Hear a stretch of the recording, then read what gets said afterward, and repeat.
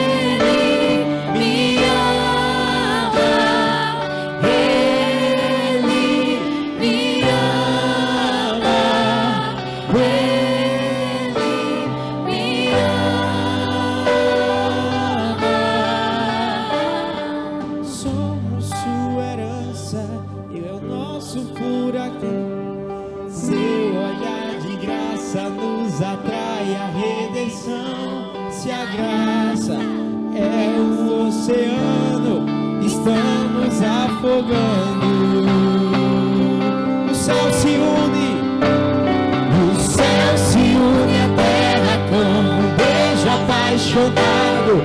Meu coração dispara e o meu peito acelerado. Não tenho tempo pra perder com ressentimentos. Quando penso, declara, igreja, me ama, Ele me ama, Ele me ama,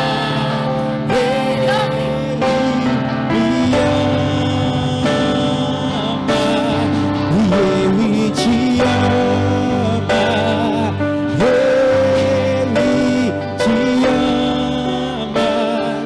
Ele te ama, Ele te ama. Oh, Ele te ama. Dá um sorriso para a pessoa que está do teu lado e diga assim: Ele te ama. Ele te ama. Que sua semana seja linda. Que tudo seja resolvido em sua vida. Que as coisas aconteçam segundo o propósito de Deus. Que o Senhor te abençoe e o Senhor te guarde. Que o Senhor resplandeça o rosto dele sobre ti. Que o Senhor tenha misericórdia de ti. Que o Senhor te dê a paz.